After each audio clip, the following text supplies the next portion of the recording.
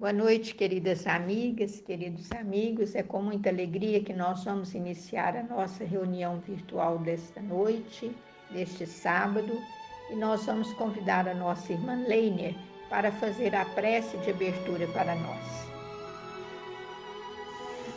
Boa noite, pessoal do Grupo Espírita Adelino de Carvalho. É com muita alegria que neste momento nós vamos estar com nossos pensamentos unidos para só um motivo de falar com Jesus, com nossos anjos guardiões e com a espiritualidade maior, para que nós possamos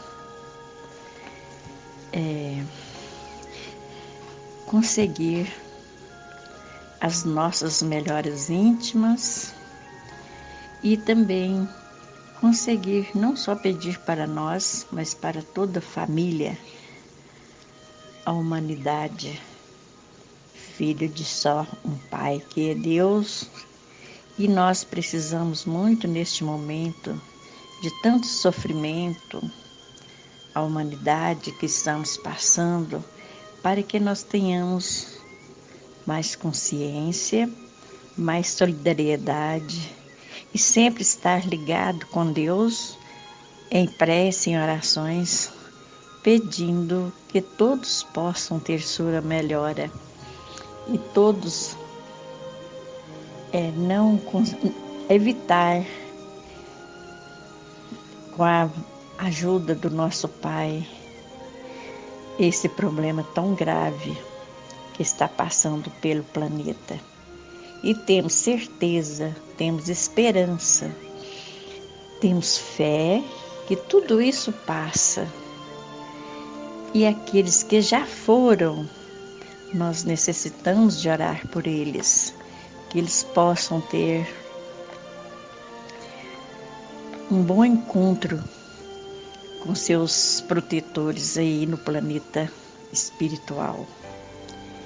E assim nós deixamos por iniciado, pedindo sempre para que todos nós poderemos ser felizes um dia com nossas mudanças de amor, de solidariedade, de carinho e sermos amigos. Muito obrigada a todos e que assim seja. Nós agradecemos a nossa querida Leiner por essa prece maravilhosa e também estamos vendo que o Paulinho colocou aqui o planeta Terra, que é o nosso hotel 5 estrelas, né? Segundo a Maria Dolores, realmente é que nós possamos vencer essa etapa, conforme disse a Leiner, com muita esperança e com muita fé. E dando continuidade, nós vamos pedir ao nosso irmão Pedrinho para fazer a leitura do Evangelho segundo o Espiritismo. Boa noite, queridos amigos e amigas da Casa Espírita Adelino de Carvalho. Eu vou ler do Evangelho segundo o Espiritismo a piedade. A piedade é a virtude que mais vos aproxima dos anjos. É a irmã da caridade que vos conduz até Deus. Deixai o vosso coração se enternecer diante das misérias e dos sofrimentos dos vossos semelhantes. Vossas lágrimas são um bálsamo que lhes aplicais sobre as feridas, e quando por uma doce simpatia vindes a lhes restituir a esperança e a resignação, que encanto experimentais? Esse encanto, é verdade, tem um certo amargor, porque nasce ao lado da infelicidade, mas não tem a agrura dos gozos mundanos, não tem as pungentes decepções do vazio, que estes deixam atrás de si. Há uma suavidade penetrante que alegra a alma. A piedade, uma piedade bem sentida, é amor. O amor é devotamento. O devotamento é o esquecimento de si mesmo. E esse esquecimento, essa abnegação em favor dos infelizes, é a virtude por excelência, a que praticou em toda a sua vida. O divino Messias e que ensinou em sua doutrina tão santa e tão sublime.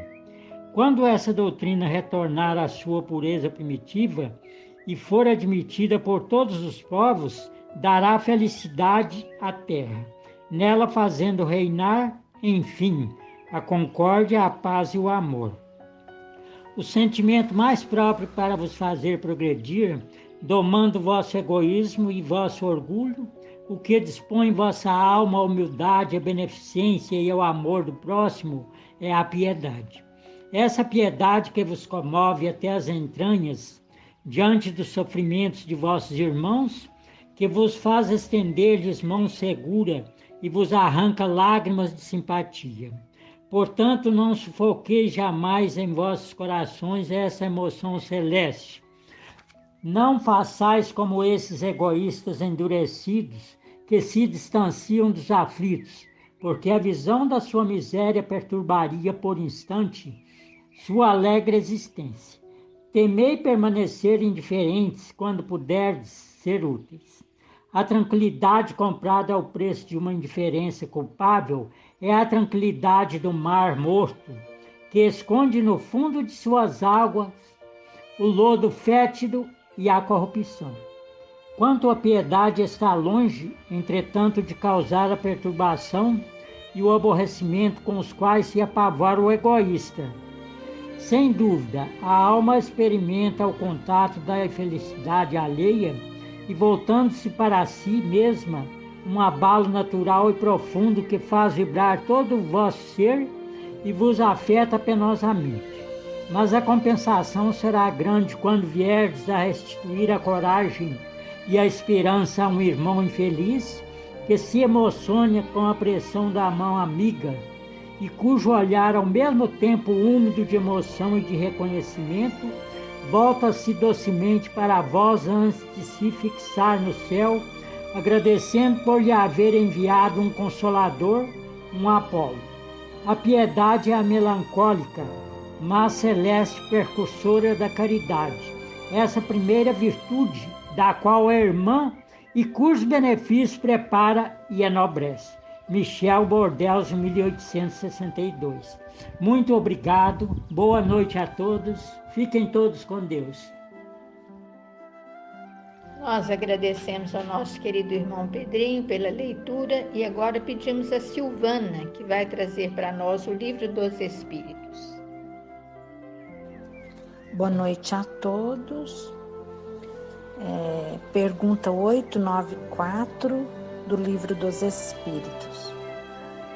Há pessoas que fazem o bem espontaneamente, sem que precisem vencer quaisquer sentimentos que lhes sejam opostos.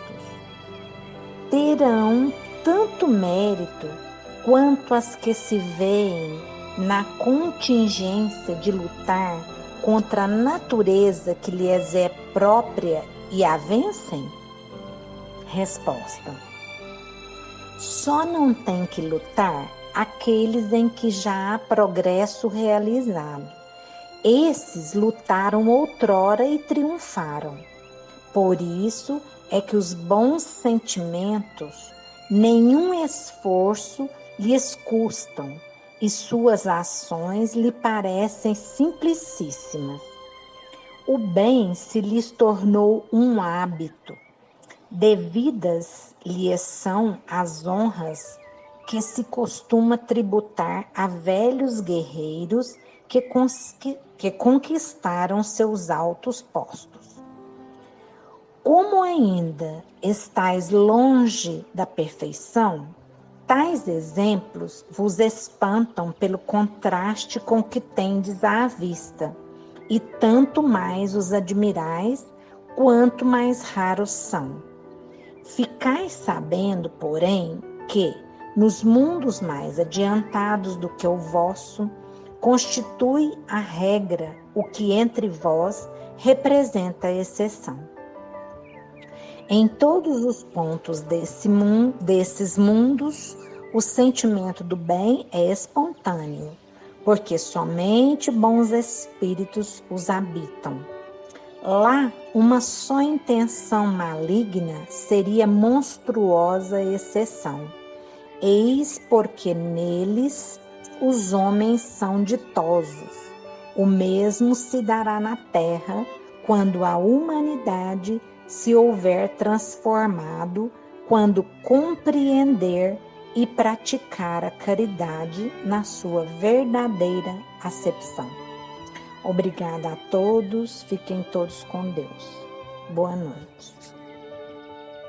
Nós agradecemos a nossa querida Silvana pela leitura feita e agora nós vamos passar aos comentários dessa parte, pedindo o nosso amigo Sr. Vicente para dar início para nós. Prezados irmãos do Centro Espírita de Aline de Carvalho, que Jesus abençoe e ampare a todos. Nós vamos fazer aqui um comentário aqui do livro Evangelho segundo o Espiritismo, capítulo 13. Que a vossa mão esquerda não saiba o que dá a mão direita. A leitura, a piedade, no item número 17. Fala da piedade, que é a virtude que mais aproxima-nos dos anjos. O quanto nós estamos ainda sofredores, estamos ainda com dificuldade no mundo terra, e se nós adquirir a piedade, ela nos aproxima dos anjos. Nós precisamos dar muita atenção a essa leitura e não perder essa oportunidade de aproximarmos dos anjos. E ela é irmã da caridade, que nos conduz até Deus. Nós sabemos que fora da caridade não há salvação. Quem de nós não precisa de salvação? Quem de nós não precisa ser melhor um dia? E começamos com a piedade e depois, finalmente, vamos com a caridade. É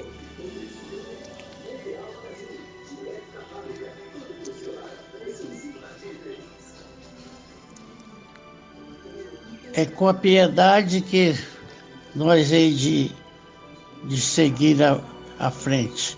Embora ela nasce de um lado muito triste, ela nasce de um lado dos infelizes, dos sofredores,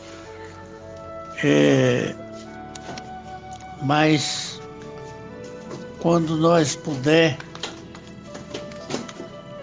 ter piedade desses sofredores, eles vão nos dar a oportunidade de nós sentir feliz, porque as nossas doações, as nossas ajudas, a nossa aproximação com piedade, eles nos deixam muito felizes. Embora a piedade pede para fazer com a mão para que a outra não saiba.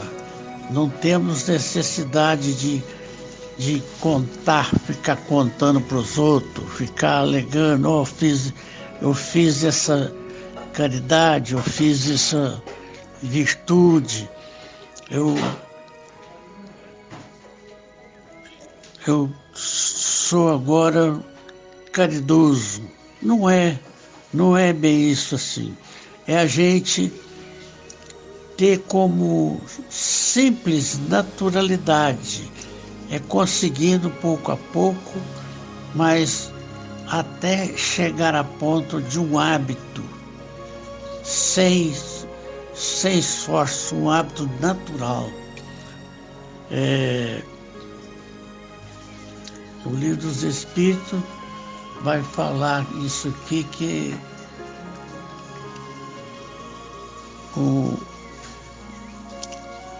hábito, a gente chega a se tornar um hábito, porque sempre para tornar mais piedade, nós faz um sacrifício,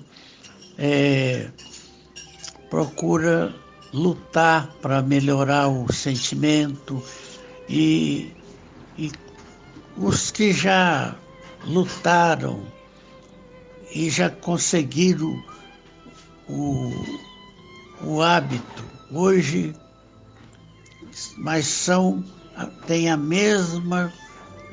o mesmo mérito.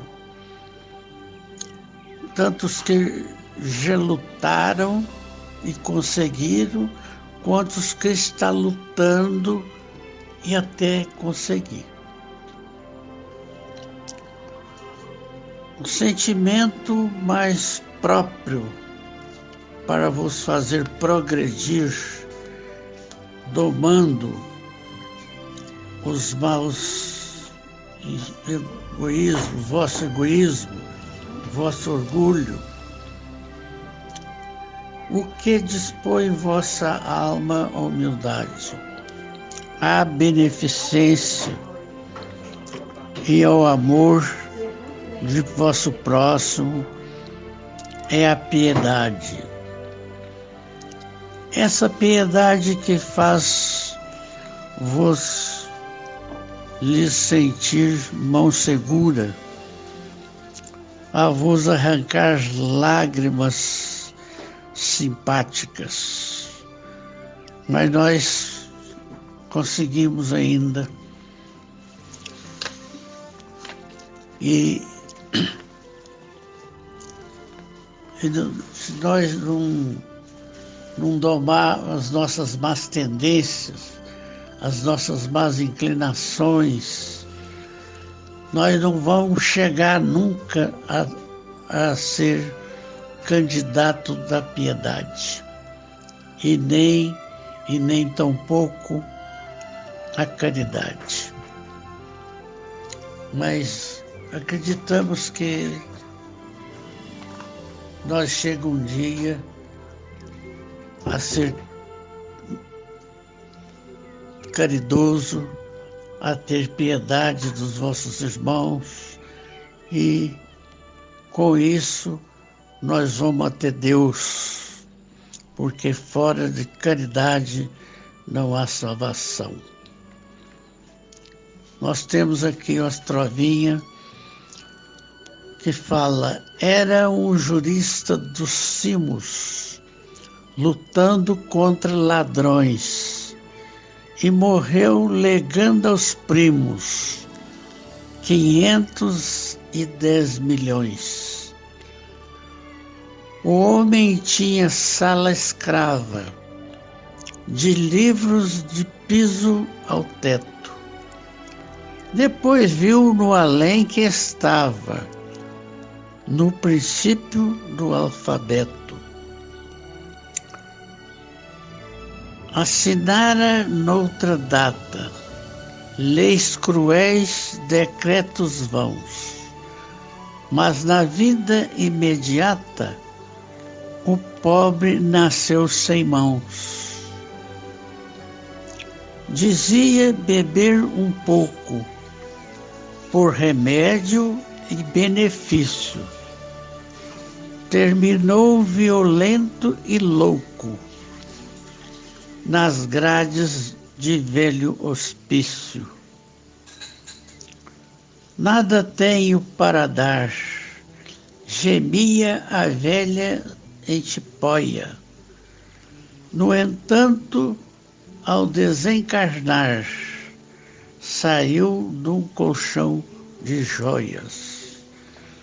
Que Jesus abençoe e ampara, e que dê muita força e coragem para nós sempre lutar contra nós mesmos, a fim de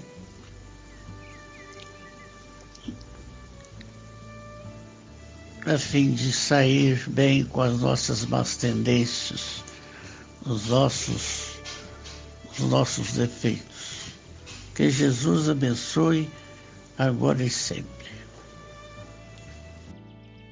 Nós agradecemos o comentário e as trovas do nosso querido amigo Seu Vicente. E dando continuidade, nós vamos pedir agora ao Gabriel para fazer o comentário para nós. Boa noite a todos, irmãos da Casa Adelino de Carvalho. Mais uma noite unidos. É sempre um prazer poder fazer comentários, participar de alguma forma aqui, ouvir as trovinhas do Seu Vicente. E hoje falando sobre esse tema tão nobre, né? Sobre o item A Piedade, capítulo 13, item 17. E eu queria começar falando pela resposta, na verdade, da questão 894 do Livro dos Espíritos, em que os espíritos respondem, né, ao ser perguntado se existem pessoas que fazem o bem porque são boas naturalmente, digamos assim. E se existe um mérito maior ou menor se comparado com aquelas pessoas que ainda lutam contra a própria natureza, as próprias paixões para fazer esse bem. E a resposta é muito esclarecedora, né? Como tudo segue uma lei chamada lei de progresso, não existe nenhum salto, né, na humanidade.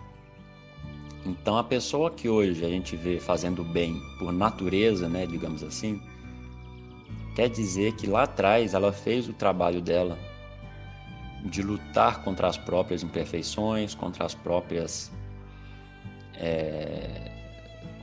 medos, as próprias dificuldades, e conseguiu vencê-las. Quer dizer, hoje ela domina as imperfeições de tal forma que podemos dizer, talvez desapareceram ou estão totalmente sob controle, podemos dizer assim. Então aquilo tornou-se um hábito, e os espíritos nos dizem que esse será o destino da Terra, quando virar hábito nosso, enquanto pessoalmente também e enquanto sociedade, de olhar para o próximo, de se preocupar com o próximo, de, ao comer alguma coisa, se perguntar se existe também aquela fartura na mesa do vizinho, se o vizinho não está com alguma necessidade. Então vai ser um mundo onde as pessoas vão se importar umas com as outras. E aí não vai existir mais essas dificuldades, porque já as teremos superado, né? Então dizem que os mundos evoluídos, o espírito não precisa mais perdoar, porque ele já passou essa etapa de ter que perdoar. Nós ainda nos ofendemos os outros, nos vingamos, outra hora somos passados para trás. Então a gente ainda está nesse processo, né, de aprende, perdoa, erra, mas isso um dia vai ser superado. E o caminho que nos dá o Evangelho é esse sentimento da piedade que a gente desenvolve, que a piedade é uma coisa sublime. Ela faz a gente olhar para o nosso próximo e se compadecer do nosso próximo sem levantar qualquer ficha do pretérito. A gente se importa e é tudo. A gente não quer saber o que aquela pessoa fez no passado, o que aquela pessoa vai fazer no futuro. A gente sente piedade do momento. E a gente quer ajudar, e a gente quer estender a mão. E sabe-se lá se esse momento, por breve que seja, não possa mudar a vida dessa pessoa.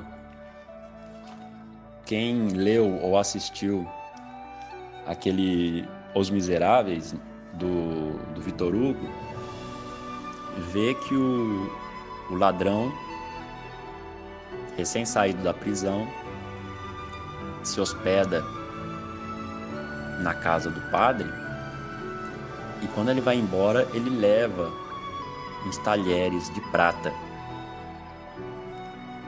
E aí, claro, os guardas pegam, porque ele tinha um saco cheio de talher de prata, de coisa de prata, e os guardas o pegam, isso lá na época, né, medieval. E o ladrão fala, olha, o padre me deu.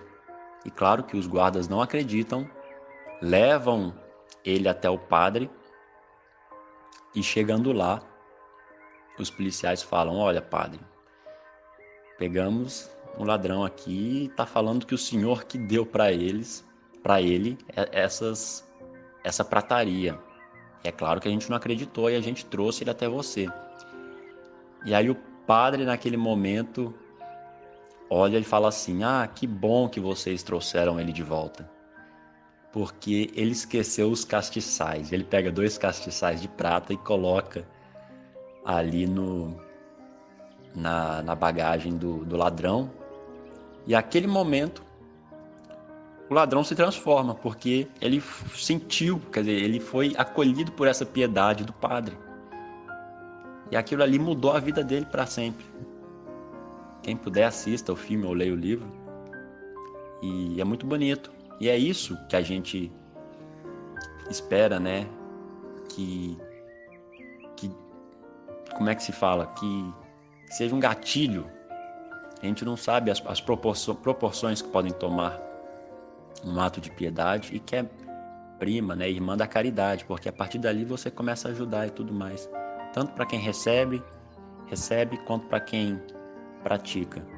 Que possamos, então, sermos mais piedosos quanto à situação do nosso semelhante e compreender que só esse sentimento de fraternidade sincera, de saber que todos nós teremos novas chances e que não nos cabe julgar e sim estender a mão, porque um dia chegaremos no mesmo ponto. Um dia deixaremos para trás todos esses erros e veremos que foi uma perda de tempo não ajudar.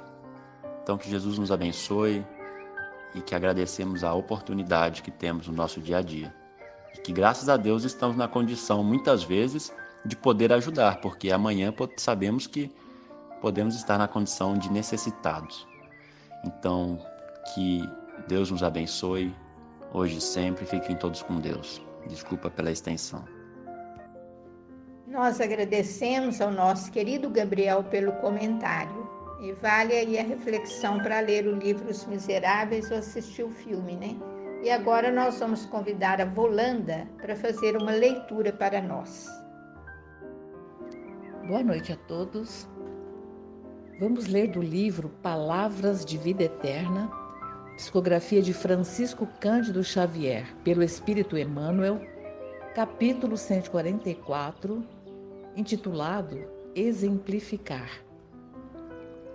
Respondendo então, disse-lhes Jesus: Ide e anunciai.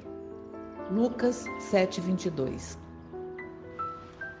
Através de todas as nações, o homem levanta realizações notáveis nas quais se lhe exalça o egoísmo inteligente.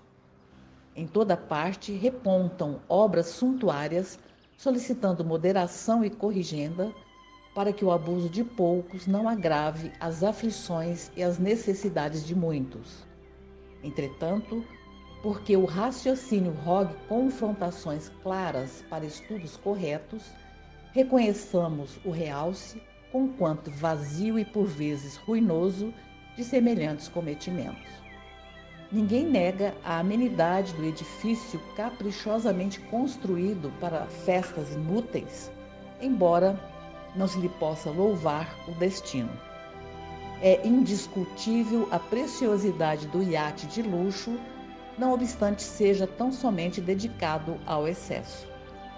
Inegável a feição deleitosa de um jardim suspenso, mesmo quando não passe de apêndice arquitetônico. Belo o espetáculo da fonte luminosa por distração na praça pública, apesar de se manter muito longe do proveito de um simples chafariz. Analisando essas empresas, na lógica do Espiritismo, somos, contudo, impelidos a reconhecer que os amigos afeiçoados ao supérfluo estarão agindo dessa forma por falta de esclarecimento e orientação. A experiência terrestre na atualidade não desconhece que é preciso ensinar aos homens a arte de alimentar e vestir, conversar e conviver, a fim de que haja saúde, euforia, compreensão e harmonia na humanidade. Disse Jesus em várias ocasiões aos seguidores: ide e pregai. Nada justo, assim, reprovar sem consideração os companheiros que ainda se encontram involuntariamente distantes das realidades do espírito, onde o desperdício apareça por flagelo da ignorância. Iniciemos a construção da verdade pelo exemplo da sobriedade, na certeza de que, em toda tarefa de educação, exemplificar é explicar. Muito obrigada, tenham uma boa noite. Nós agradecemos a nossa querida Volanda pela belíssima leitura e agora, para comentá-la, vamos pedir ao nosso irmão Paulo Márcio para começar para nós. Boa noite a todos. É com muito prazer e alegria que posso participar desse grupo de estudos e de orações às noites de sábado. O que me coube esta semana é um pequeno comentário do capítulo 144, intitulado Exemplificar, do livro Palavras da Vida Eterna, psicografia do Chico Xavier, pelo Espírito de Emmanuel. O texto nos faz refletir sobre os excessos, né? Todo excesso, como a própria palavra, né, significa, é um exagero. O exagero é uma forma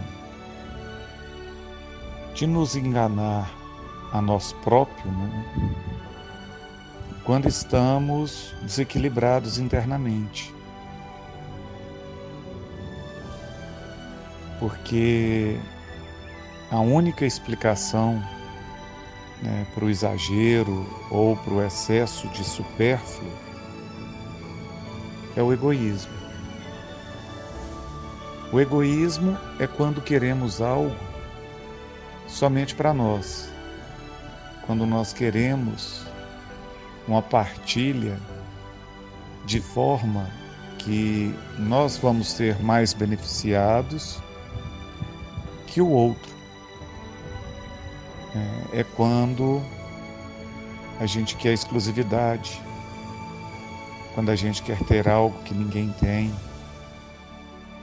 ou ter uma quantidade maior que nossos semelhantes. E aí interessante, né, o termo semelhante, né, porque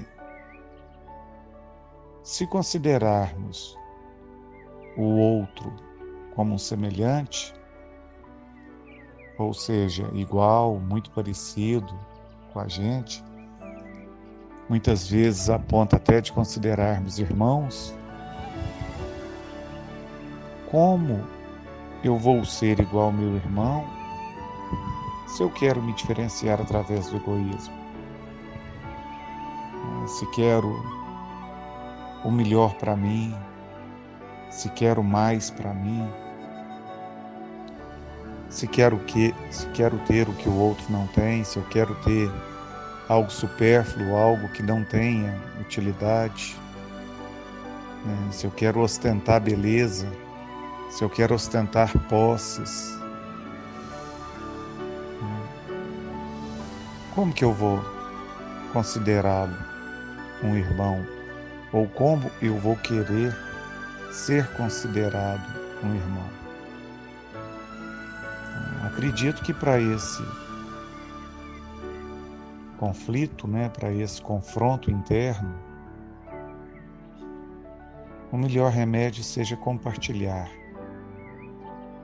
né, ou seja, dividir, né, partilhar com o meu semelhante, partilhar com o meu irmão. Se a gente parte do princípio de vida, que a gente está sempre compartilhando, que a gente está sempre partilhando, a gente não vai conseguir acumular a ponto de ter exagero, acumular a ponto de ter algo muitas vezes inútil só para ser admirado. E isso, né, essa parte do compartilhar, né, é um dos pilares da nossa doutrina espírita, né? A célebre frase, né, fora da caridade não há salvação. Então que nós saibamos ter caridade, né, não só caridade material, mas também caridade humana, saber ouvir, né, sermos pacientes, né, para que, quem sabe, a gente não abra a possibilidade de sermos exemplos e despertar, né, em outras pessoas, né, através da empatia, né, diminuir os egoísmos, né, começando por nós mesmos, né, diminuindo o nosso egoísmo, para que a gente consiga ser irmãos, que a gente consiga ser aceitos e sermos queridos enquanto irmãos. Não é fácil, é um exercício diário, mas que a gente tem que estar exercitando todo dia. Para finalizar, eu queria deixar para nós refletirmos, né, uma frase do Chico Xavier, que é a seguinte: se Allan Kardec tivesse escrito que fora do Espiritismo não há salvação, eu teria ido por outro caminho. Graças a Deus, ele escreveu fora da caridade, ou seja, fora do amor, não há salvação. Eu acho que é um princípio básico, de exemplo, de não ter egoísmo, né, dele estar escrevendo a doutrina e não pregar que fora do Espiritismo não há salvação, e sim, fora da caridade não há salvação. Uma boa noite a todos, fiquemos com Deus. Muito obrigado pela oportunidade. Nós agradecemos ao nosso querido irmão Paulo Márcio pelo comentário feito, por essa frase também do nosso querido Chico Xavier. E agora, dando continuidade, nós vamos pedir ao Marco Antônio para fazer o seu comentário. Boa noite a todos. Que Jesus continue nos amparando e iluminando sempre. Conta Hilário Silva, numa de suas histórias, que 2 estudantes estavam num centro espírita assistindo uma palestra e ouviram o palestrante falar da necessidade de caridade, de amor ao próximo, etc. Eles saindo dali, eles começaram a comentar a palestra daquele homem, dizendo, ele fala isso, mas na verdade é só fachada, eu conheço como é que é esse pessoal e tal. E eles comentando isso, indo a pé para casa, e de repente eles viram que o palestrante também vinha a pé. E aí eles viram que tinha um mendigo. O mendigo pediu alguma coisa para eles deram alguma coisa, não tinha nada assim, né? Mas eles viram o palestrante passando, que ia chegar naquele local. Aí eles falaram assim, vamos ver o que vai acontecer. Você quer ver como tudo isso que ele falou é só fachada? Aí eles pegaram e se esconderam. E aí, sem que o palestrante os visse, ele chegou no mendigo, o mendigo pediu ajuda, disse que estava com frio, naquela condição ali, estava muito, né, passando necessidade. E aí o palestrante botou a mão no bolso e falou, meu amigo, hoje não tenho nada para te oferecer em termos de recursos financeiros. E aí um dos estudantes olhou para o outro e falou, está vendo? Eu sabia, né? Mas aí o palestrante espírita olhou para um lado, olhou para outro, viu que não tinha ninguém, tirou o casaco e pegou a camisa que ele estava por baixo, que era uma camisa quente, né? De flanela, assim, uma camisa quente, tirou a camisa que ele estava vestindo e deu para o mendigo. E aí vestiu só o casaco por cima do próprio corpo, né? E falou para o mendigo, olha, isso é o que eu posso te oferecer hoje, amanhã apareça por aqui que eu vou conseguir mais coisas. E o mendigo ficou extremamente grato, porque ele estava com frio, né? E aí foi embora. E aí nos conta Hilário Silva que no dia seguinte, os dois estavam no centro assistindo a palestra. Porque viram coerência entre o que falou e como ele agiu. E nós temos que pensar nisso. Nós temos que buscar ser coerentes.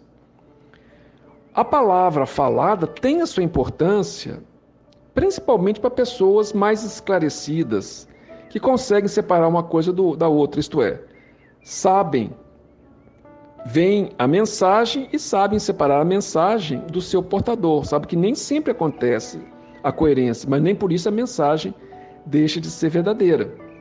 Foi o que Jesus falou para os seus discípulos, né, para aquelas pessoas daquela época. Falou assim, olha, façam tudo o que os fariseus falam, mas não sigam seus exemplos. Então ele sabia que o que os fariseus pregavam era verdade. Mas eles não agiam dessa forma, mas nem por isso que eles falavam deixava de ser verdadeiro. Então Jesus falou isso. E a crítica aos fariseus é exatamente essa, eles falavam e não agiam. Não eram coerentes com o que eles falavam. E essa falta de coerência, normalmente, ela revela que nós não acreditamos naquilo que falamos. Ou não aceitamos. Achamos que para nós isso não serve. É como um médico que vai fazer uma palestra sobre os males do fumo, por exemplo. Ele vai falar que o fumo pode dar câncer, pode prejudicar o pulmão, a respiração, pode dar asma, etc. Ele pode explicar, mostrar fotos, etc. A plateia vai ficar convencida daquilo. E ele pode sair dali e fumar. Ele mostra que ou ele não acredita naquilo que ele falou, ou ele simplesmente não deseja seguir aquilo. Mas nem por isso aquela informação deixa de ser importante. Só que poucas pessoas realmente se convencem só com a informação. A pessoa tem que ter um certo nível de esclarecimento, de raciocínio, para perceber que a informação pode ser verídica, embora o que a pessoa fala não seja, ou o que a pessoa faça não seja, aliás, né? Mas normalmente as mudanças acontecem pelo exemplo. As pessoas mudam, em geral, pelo exemplo. Então, no nosso caso, por exemplo, né? Hoje, nossa família é espírita. Mas nossa família é espírita graças ao exemplo do meu tio, Antônio Fonseca. Não foram as palavras que ele falou, mas a maneira como ele agiu. E a gente observando, né? A gente acabou também se interessando pelo espiritismo e acabamos, toda a nossa família, se tornando espírita por conta do exemplo de um homem. Um exemplo de coerência, de postura, nos recintos do próprio lar, porque muitas vezes esses exemplos são apenas externos, para os outros verem. Mas no caso como o dele, foi um exemplo dentro do próprio lar. Isso acontece em vários locais, né? Eu conheço várias pessoas que sempre têm uma pessoa dessa como uma referência de cristão, digamos assim, porque às vezes o pessoal não é espírita, mas é cristão. Há pouco tempo, a tia da Célia, por exemplo, esteve na cidade que a Célia nasceu. A tia da Célia mora em Cubatão, né? Perto do litoral de São Paulo. E ela voltou a Viçosa, que é a terra da Célia, dos seus familiares, E lá ele encontrou um tio da Célia, que é espírita. E aí os dois conversando, ele falou para ela: ó, Isabel, o espiritismo não tem essas coisas que você acha, não. O espiritismo é uma doutrina séria, não é cristã. E ela é protestante, evangélica, da Assembleia de Deus há muitos e muitos anos, né? E aí ela falou para esse tio da Célia, falou assim: eu sei, Fernando, o meu vizinho é espírita e a conduta dele é irrepreensível. Então a gente vê como o exemplo ilumina, né? As palavras são importantes, mas o exemplo realmente é o maior modo de transformação. Então, ao invés de criticar as pessoas, como diz o Emmanuel aqui nessa passagem, né, pelo que elas fazem, da maneira que elas agem, pelos valores que elas têm, nós temos que exemplificar. Como disse Emmanuel, em toda tarefa de educação, exemplificar é explicar. Mostrar como realmente achamos que deve ser feita a coisa. Não adianta a gente criticar os outros e agir como os outros também, ou até de maneira pior, né? Então, a gente tem que buscar exemplificar em benefício de nós mesmos e em benefício da própria doutrina. Como diria Francisco de Assis, né? Ele falando desse ir de pregar, né? Ele falava: divulguem o evangelho, preguem o evangelho. Falava para os seus discípulos, né? Francisco de Assis, ele falou assim: preguem o evangelho e, se for preciso, usem palavras, porque a pregação do evangelho principal é através do exemplo. Então, que Jesus nos ilumine nessa noite, nos abençoe a todos, que possamos ter uma ótima semana e estar sempre com o Mestre nos orientando e nos esclarecendo. Muita paz a todos e um grande abraço. Nós agradecemos ao nosso querido irmão Marco Antônio pelo comentário e nos lembramos aqui que no livro Nos Domínios da Mediunidade, de André Luiz e Francisco Cândido Xavier, tem num dos capítulos lá um ensinamento do benfeitor que ele diz assim: a palavra esclarece, o exemplo arrebata. É isso que vocês falaram para nós nesta noite. E agradecendo, nós vamos a vocês que fizeram os comentários. Nós estamos vendo a nossa querida Eurides conosco. E agora nós vamos convidar a Célia, que vai apresentar uma leitura e depois um comentário para nós. Boa noite a todos os irmãos da Casa Espírita Adelino de Carvalho. E nessa noite memorável, vamos continuar as nossas reflexões, agora com a leitura de uma história, As Três Orações, do livro Cartas e Crônicas, psicografado pelo nosso querido Chico Xavier. As Três Orações. Instalado a assembleia de amigos a falar sobre a resposta do Criador às preces das criaturas, respondeu o velho Simão Abileno, instrutor cristão, considerado no plano espiritual por mestre do apólogo e da síntese. Repetirei para vocês, a nosso modo, antiga lenda que corre no mundo dos contos populares de numerosos países em grande bosque da Ásia Menor. 3 árvores ainda jovens pediram a Jesus lhes concedesse destinos gloriosos e diferentes. A primeira explicou que aspirava a ser empregada no trono do mais alto soberano da terra. Após ouvi-la, a segunda declarou que desejava ser utilizada na construção do carro que transportasse os tesouros desse rei poderoso, e a terceira, por último, disse então que almejava transformar-se numa torre nos domínios desse potentado para indicar o caminho do céu. Depois das preces formuladas, um mensageiro angélico desceu à mata e avisou que o Todo-Poderoso lhes recebera as rogativas e lhes atenderia as petições. Decorrido muito tempo, lenhadores invadiram o horto selvagem e as árvores, com grande pesar de todas as plantas circunvizinhas, foram reduzidas a troncos despidos por mãos cruéis.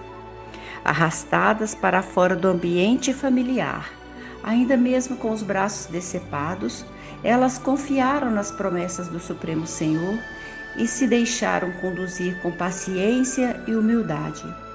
Qual não lhes foi, porém, a aflitiva surpresa?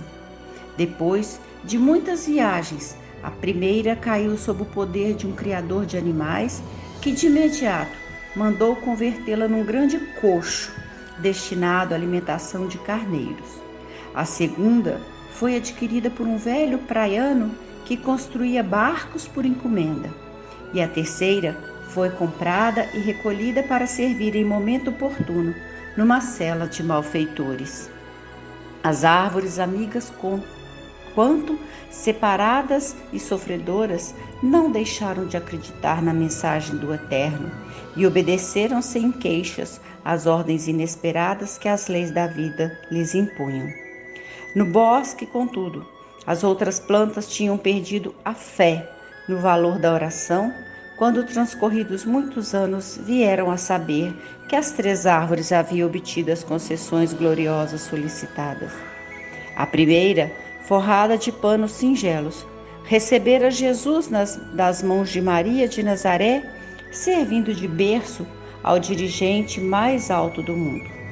A segunda, trabalhando com pescadores na forma de uma barca valente e forte, fora o veículo de que Jesus se utilizou para transmitir sobre as águas muitos dos mais belos ensinamentos. E a terceira, convertida apressadamente numa cruz em Jerusalém, seguira com ele o Senhor para o monte e ali, ereta e valorosa, guardava-lhe o coração torturado, mas repleto de amor no extremo sacrifício, indicando o verdadeiro caminho do reino celestial. Simão silenciou comovido e, depois de longa pausa, terminou a entremostrar os olhos marejados de pranto. Em verdade, meus amigos, todos nós podemos endereçar a Deus em qualquer parte, em qualquer tempo, as mais variadas preces. No entanto, nós todos precisamos cultivar paciência e humildade para esperar e compreender as respostas de Deus. Queridos amigos e amigas, agora nós vamos ouvir o comentário da Célia sobre essa prece, sobre esse conto. Boa noite a todos os irmãos da Casa Espírita Adelino de Carvalho. E dando prosseguimento às reflexões na noite de hoje, desse sábado, nós vamos nos ater a esta história das 3 orações. Uma fábula, uma história simples, mas de uma reflexão profunda que Humberto de Campos registra e vem trazer como auxílio para o nosso entendimento do dia a dia na nossa vida. Então vamos nos ater aqui a refletir sobre essa historinha, que as respostas do Criador às nossas preces, elas sempre ocorrem. Primeiramente, lembrando que a fé na oração é algo extremamente grandioso na nossa vida. Poderemos receber inúmeras bênçãos e ter as nossas aflições diminuídas se cultivarmos verdadeiramente o hábito da oração. Lembrando que estas 3 árvores, elas pediram destinos gloriosos e diferentes, não por vaidade, mas, como a gente repara na história, como servidoras. Elas queriam ser servidoras do Senhor. E por isso, quando o momento vem da dificuldade, que muitas daquelas árvores que poderíamos colocar muitas pessoas se assustaram e deixaram de crer no poder da fé, elas permaneceram firmes. O exemplo que nós temos que buscar aí, a essência da mensagem, é que sentimentos como a certeza, a confiança na oração, o sentimento de que as dificuldades vêm, os cortes profundos vêm, mas que é preciso manter a paciência e a humildade. Manter firme o propósito de servir a Jesus, de servir ao Evangelho. E isso fica bem colocado numa outra, um poema, na verdade, maravilhoso que eu amo, que é a história do Cavaleiro d'Arsonval, né? Lá o Chico narra, que o nome da história é Encontro Divino, que o Cavaleiro d'Arsonval, ele tinha um propósito na vida: servir a Jesus fielmente. E estas 3 aqui árvores, né, na historinha, elas querem servir. Não entenderam naquele primeiro momento tudo que estava acontecendo, mas o sentimento de paciência, de humildade, de confiança, elas permaneceram. Elas deixaram-se ser transformadas, né?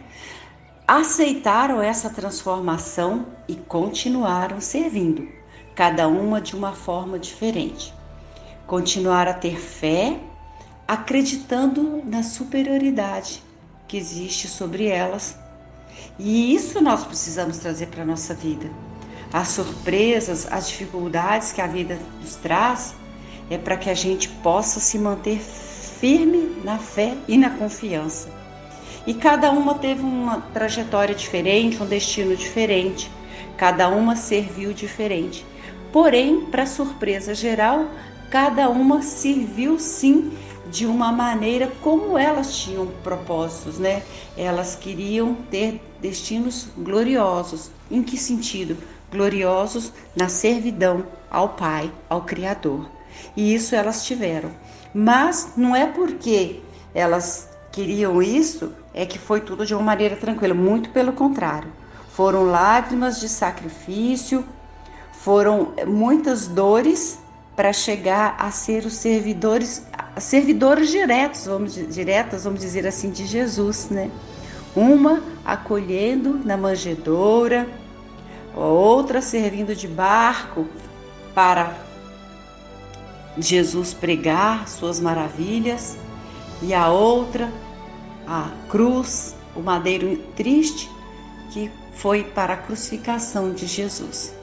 Porém, até no momento da cruz, aquela que serviu de cruz, que a gente olha como uma coisa tão triste que a gente quer repudiar de uma certa forma, ela encontrou o seu verdadeiro sentido, que era se manter ali firme de fé, sustentando a amargura do mestre, a dor do mestre naquela partida de uma forma tão bruta, tão violenta. Então nós aqui, cheios de problemas, de dores, de amarguras, de débitos com o passado espiritual, nós precisamos entender o verdadeiro sentido da vida. Nós precisamos buscar nos cortes que nos são feitos, manter a nossa proposta de sermos verdadeiros servidores do Mestre. Somente assim, buscando essa firmeza de retidão, nós vamos, através do amor, como o irmão X nos ensina aqui, com amor, sacrifício, indicando o reino celestial. E esse reino celestial, ele está dentro de nós, porque servir a Jesus, mesmo em lágrimas de sacrifício, é uma paz que o cristão encontra, porque essas lágrimas de sacrifício, elas são provisórias, porque Jesus nos tem preparado todos os dias um reino de amor, de alegria, de contentamento, por ser seus fiéis seguidores. E os fiéis seguidores de Jesus buscam amar-se uns aos outros como Ele nos amou. E ninguém pode se sentir triste, ninguém pode se sentir deprimido por amar. Muito pelo contrário.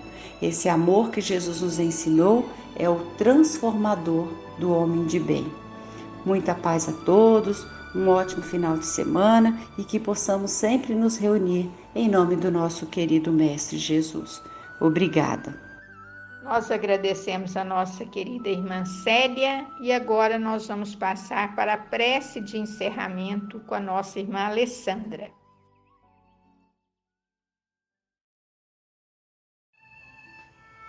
Boa noite.